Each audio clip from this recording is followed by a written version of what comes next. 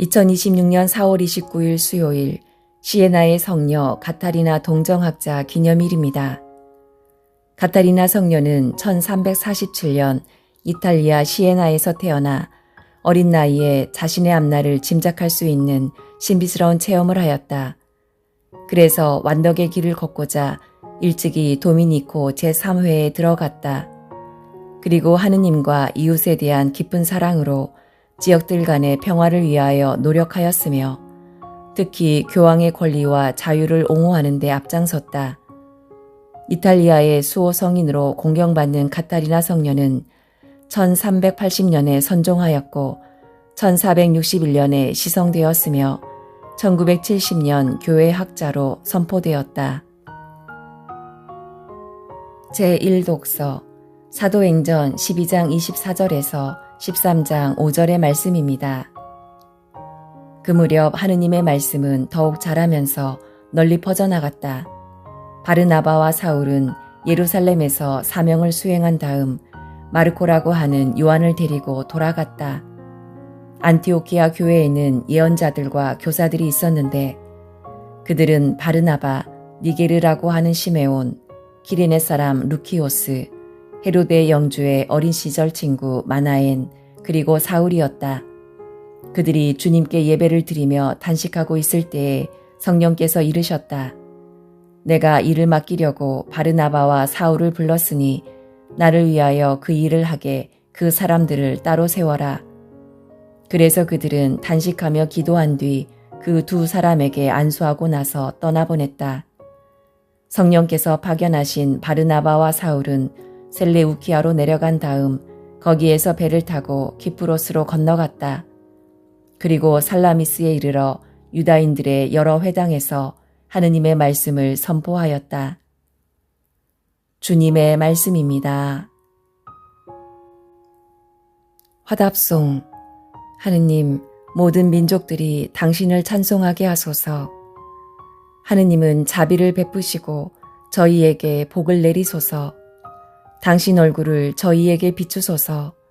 당신의 길을 세상이 알고 당신의 구원을 만민이 알게 하소서. 하느님, 모든 민족들이 당신을 찬송하게 하소서. 당신이 민족들을 올바로 심판하시고 세상의 결례들을 이끄시니 결례들이 기뻐하고 환호하리이다. 하느님, 모든 민족들이 당신을 찬송하게 하소서. 하느님, 민족들이 당신을 찬송하게 하소서. 모든 민족들이 당신을 찬송하게 하소서. 하느님은 우리에게 복을 내리시리라.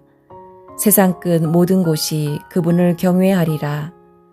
하느님, 모든 민족들이 당신을 찬송하게 하소서. 복음, 요한이 전한 거룩한 복음 12장 44절에서 50절의 말씀입니다. 그때 예수님께서 큰 소리로 말씀하셨다. 나를 믿는 사람은 나를 믿는 것이 아니라 나를 보내신 분을 믿는 것이다. 그리고 나를 보는 사람은 나를 보내신 분을 보는 것이다. 나는 빛으로서 이 세상에 왔다. 나를 믿는 사람은 누구나 어둠 속에 머무르지 않게 하려는 것이다. 누가 내 말을 듣고 그것을 지키지 않는다 하여도 나는 그를 심판하지 않는다. 나는 세상을 심판하러 온 것이 아니라 세상을 구원하러 왔기 때문이다. 나를 물리치고 내 말을 받아들이지 않는 자를 심판하는 것이 따로 있다. 내가 한 바로 그 말이 마지막 날에 그를 심판할 것이다. 내가 스스로 말하지 않고 나를 보내신 아버지께서 무엇을 말하고 무엇을 이야기할 것인지 친히 나에게 명령하셨기 때문이다. 나는 그분의 명령이 영원한 생명임을 안다.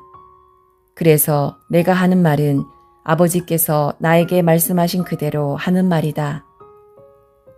주님의 말씀입니다. 오늘의 묵상. 우리는 나약한 존재이기에 죄의 어둠을 완전히 피할 수 없습니다. 선을 바라면서도 다시 익숙한 죄의 자리로 돌아갈 때가 많습니다. 오늘 복음에서 예수님께서는 나는 세상을 심판하러 온 것이 아니라 세상을 구원하러 왔다 라고 선포하십니다.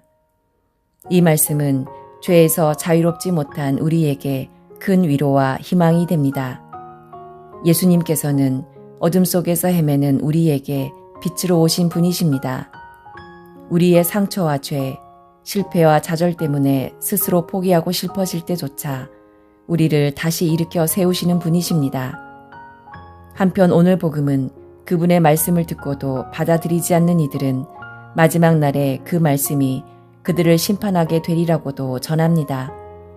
끝까지 그분의 빛을 거부하고 사랑과 자비를 받아들이지 않기로 선택할 때 결국 우리 스스로 어둠을 선택하여 심판을 불러오는 것입니다. 그래서 중요한 물음은 이것입니다. 나는 오늘 빛을 선택하고 있습니까? 아니면 여전히 어둠을 붙잡고 있습니까? 내 생각과 말과 행동을 예수님의 말씀에 따르려고 애쓰고 있습니까? 아니면 들은 말씀을 흘려보낸 채 익숙한 방식대로 살아가고 있습니까? 작은 선택 하나하나가 빛을 향하여 나아가는 발걸음이 될 수도 있고 어둠 속으로 더 깊이 숨어버리는 발걸음이 될 수도 있습니다.